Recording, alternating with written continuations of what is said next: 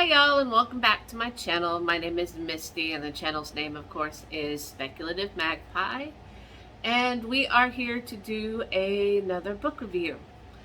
And this book review is for the book The Ruins by Scott Smith. This is a book that I finished recently, a couple days ago. So you know how this works. We're going to read the synopsis and then we're going to talk about it. So let's go. Trapped in the Mexican jungle, a group of friends stumble upon a creeping horror unlike anything they could ever have imagined. Two young couples are on a lazy Mexican vacation, sun-drenched days, wild nights, making friends with fellow tourists. When the brother of one of those friends disappears, they decide to venture into the jungle to look for him. What started out as a fun day trip slowly spirals into a nightmare when they find the ancient ruin site and the terrifying presence that lurks there. Now, this book, this book kind of reminded me of an 80s horror movie. Now, I understand there is a movie that goes along with this, and I haven't watched the movie yet. I'll probably watch it. I might not, because while I thoroughly enjoyed the book, people in here annoyed the ever-living shit out of me. It was just... Okay, the four friends are Eric, Stacy, Jeff, and Amy. And they are four college-age kids, you know, on the cusp of leaving college and starting their life as adults. And they take a trip to Cancun. And they do the stuff that you normally do in Cancun. You know, they party and sit on the beach and have a good time, get a little too drunk. And they meet some friends. They meet Matthias, which is this German tourist. And they meet a whole bunch of Greeks, like 3 Greeks. And there's a language barrier between them and the Greeks. But the Greeks are having a good time. It doesn't matter. They can communicate. They get together and have no problem. And the Greeks are using Mexican names, like the Greek that goes with them into the jungle. He uses the name Pablo just because he thinks it's funny and whatever. And what happens is Matthias's brother kind of disappears. And Matthias asked them to go with him, like a day trip into the jungle, because Matthias's brother, they had a little fight and Matthias ran off with this like archaeologist woman to go to this site. And Matthias wants to go get him because he's been missing for a while, and he wants to basically apologize to his brother. And so these 4 kids are like, yeah, sure, we'll go, not a problem. Basically they made friends and they want, you know, to go with him and, you know, find his brother. And it'd be kind of fun to go see some ruins and hang out with some archaeologists. Well, as they go on this trip, no less than like 5 different people tell them not to go.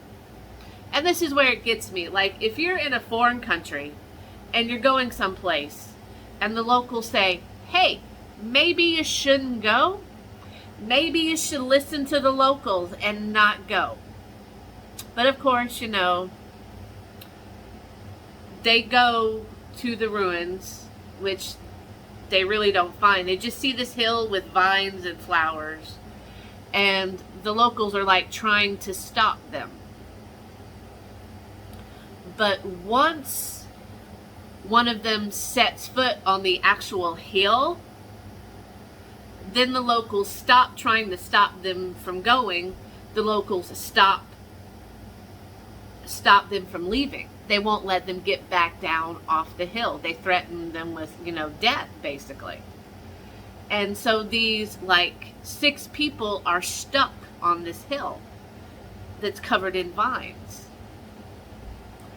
And that's pretty much where the horror starts, and the breakdowns of their relationship. 1, while they're trying to figure out what's happening to them. 2, why these locals won't let them off this hill. And 3, how are they possibly going to survive? I mean, they get up the hill and they see, you know, remnants from past people that have gone up the hill. And this book is just chocked full of, you know, relationship breakdowns, body horror, just horrible situations and just bad decisions all around. I mean, these people keep thinking, well, hey, Pablo's other two friends are going to realize he's missing and then they'll come for us, right? And that's like that one hope that they hold on to. And of course there's infighting because Jeff, he seems a little bit more prepared. He's like an Eagle Scout, and he thinks he knows how to survive. Him and Mathis are two of probably the most level-headed people there. But then you have Amy and Stacy and Eric, who are basically, they were just there because Jeff wanted to go with Mathis. And of course, you know, everybody starts blaming everybody while this horrible situation is taking place. And it was hard to read. Not meaning that it was, you know, not well written, because it really was. But it was just watching all these horrible things that they basically do to each other and happen to them. There was some body horror in here, but it wasn't awful. It was just, ugh, I can't believe that's happening to these people. Would I recommend this book? Yeah, I would. It was a good read. The characters were well done. I just really didn't really like any of the characters. Probably the one that I felt the most for was Matthias, the German guy that was trying to find his brother. Everybody else just seemed really stupid and